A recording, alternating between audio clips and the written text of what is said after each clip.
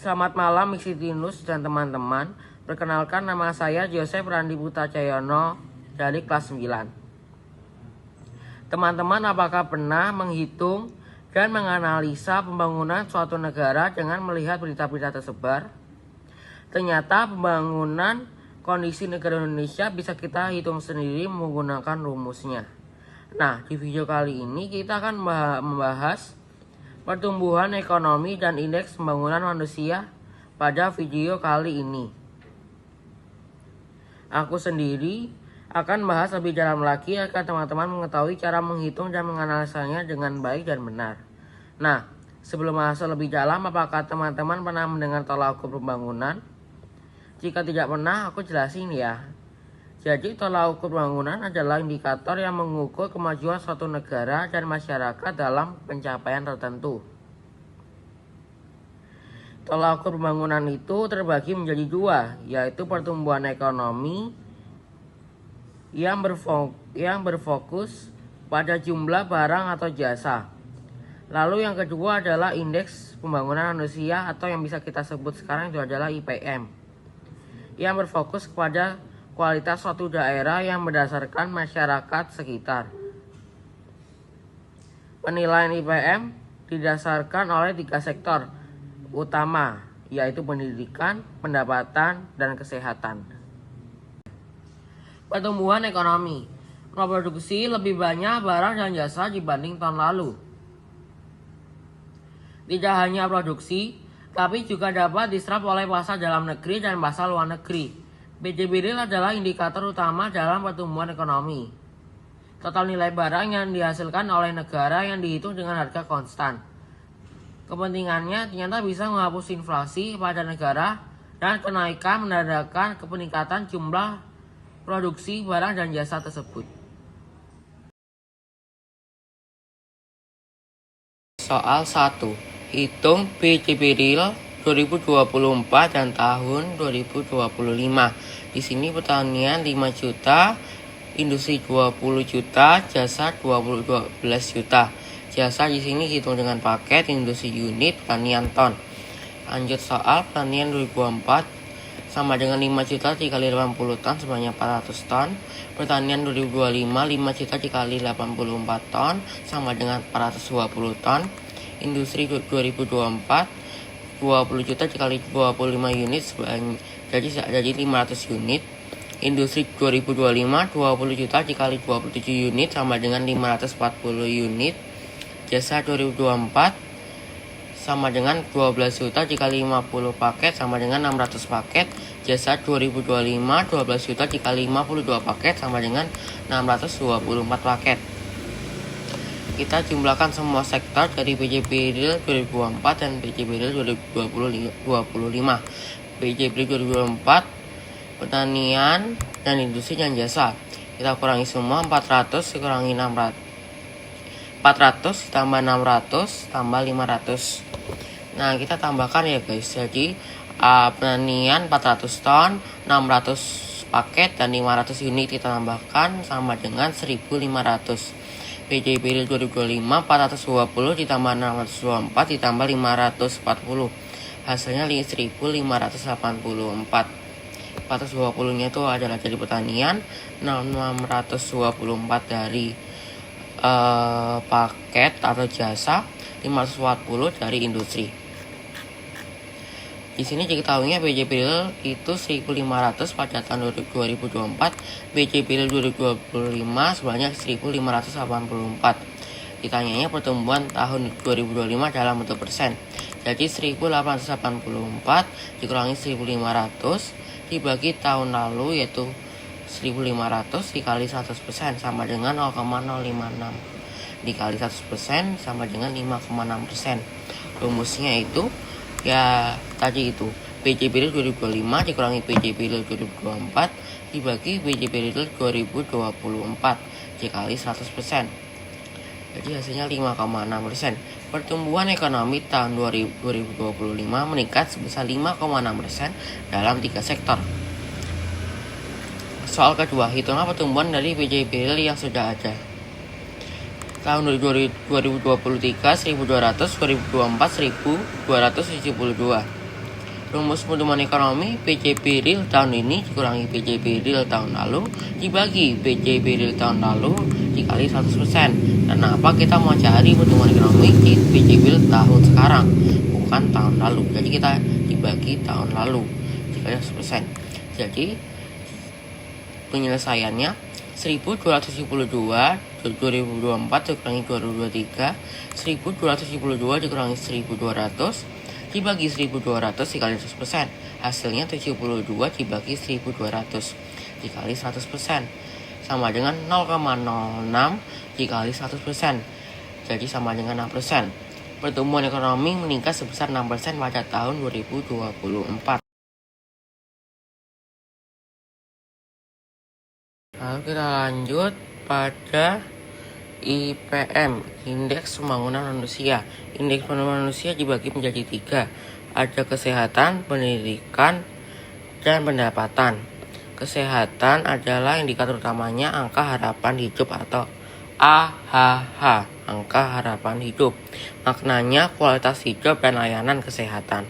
Jika pendidikan, rata-rata lama sekolah yang disingkat RLS, dan harapan nama sekolah atau HLS.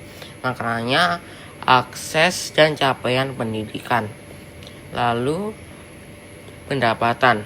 Pendapatan ini pendapatan per kapita GNI. Maknanya kemampuan ekonomi masyarakat.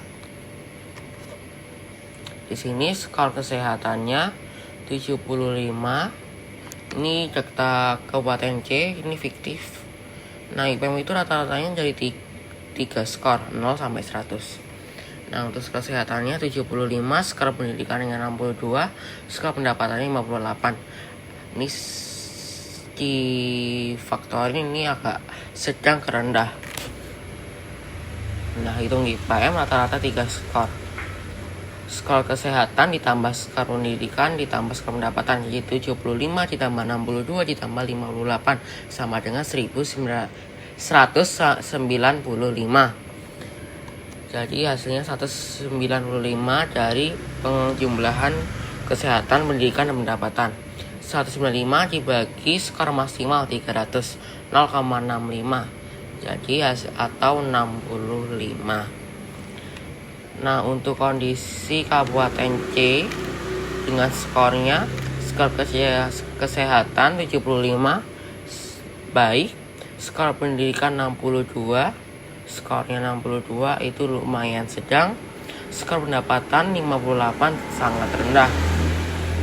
Jadi yang kesehatan skornya 75 itu baik, skor pendidikannya 62 itu skornya itu sedang, pendapatan paling rendah 58 skornya.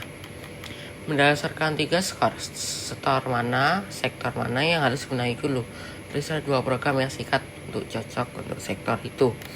Nah, pendapatan kita ambil sektor pendapatan. Karena apa? Karena sektor pendapatan yang paling rendah 58 skornya. Karena skornya paling rendah di antara 2 IPM lainnya, dari antara pendidikan dan kesehatan. Di sini aku buat 2 program singkat, yaitu pertama job fair. Pemerintah memberikan info mengenai lowongan kerja kepada masyarakat sekitar. Misal Jember, Bupati Jember memberikan lowongan pekerjaan pada masyarakat Jember bagian Sumbersari, Cilebuk, itu Ambulu, Puger, Kencong, itu dikasih lowongan pekerjaan di setiap kota atau daerah sekitarnya. Lalu ada bonus dari perusahaan. Gaji bonus bila kinerja kerja karyawan baik dan dapat meningkatkan ekonomi perusahaan. Nah, dikasih bonus jika pekerjaan tersebut dapat meningkatkan ekonomi perusahaan dan kinerja karyawannya sangat baik. Lalu soal keempat, analisis studi kasus wilayah pertumbuhan IPM. Di kota C, ekonomi naik cepat karena kawasan industri baru, namun biaya kontrakan naik. Puskesmas sering penuh dan absen sekolah meningkat di beberapa kelurahan. Jalan utama di Pelaiper, tetapi gang perumahan sering banjir 1 jam. Nah, jelaskan alasan kenapa IPM belum naik besar meski ekonomi tumbuh. Karena puskesmas masih sering penuh, yang artinya mengaruhi sektor kesehatan. Sektor kesehatannya di sini terganggu dan gang perumahannya sering banjir saat hujan. Jika menjadi alasan mengapa IPM belum naik dengan cepat dan besar, karena transportasi dan lingkungannya menjadi terganggu. Karena itu, banyak penyakit menular dan banyak penyakit tidak menular yang muncul di lingkungan gang perumahan tersebut yang dapat membuat bakteri. Absen sekolah juga meningkat. Ini juga menjadi salah satu faktor dampak dari gang perumahan tersebut yang terkena banjir yang dipenuhi sampah akibat oleh masyarakat hasil sekitar dari hasil kegiatan sehari-hari. Untuk 2 langkah kebijakan untuk kedepannya itu perbanyak puskesmas agar pasien-pasien tetap dapat tertangani dengan baik dan benar. Dan gang perumahannya diperlebar, tambahkan saluran air di dekatnya, dan perbanyak tempat sampah dan mengangkut truk sampah untuk bisa daur ulang kembali sampahnya dan agar sampah tidak menumpuk, dan memberikan edukasi tentang menjaga lingkungan bagi masyarakat kota D. Indikator sederhananya terbukti nyatanya dapat dilihat untuk tiap langkah. Waktu tunggu puskesmas berkurang 20%. Jadi poin pertamanya, waktu tunggu puskesmas kurang 20%, itu mencegah banjir, memberikan kesejahteraan bagi masyarakat gang perumahan dan kota D, dan tidak membuang sampah sembarangan, dan terbebas dari segala jenis penyakit. Dari topik ini dapat disimpulkan bahwa pembangunan negara berperan penting untuk menganalisis kemajuan suatu daerah. Namun jika ada nilai-nilai indikator tertentu yang kurang, maka suatu daerah yang menjadi lebih terarah itu akan bingung. Dan manakah yang harus diperbaiki yang dulu, manakah yang harus menjadi prioritas utama dulu melalui indikator di dalam pembangunan negara. Demikian video pembelajaran kali ini. Saya harap dengan materi yang saya berikan bisa mendorong kalian semua untuk berpartisipasi memajukan negara kita, dan jangan berhenti belajar.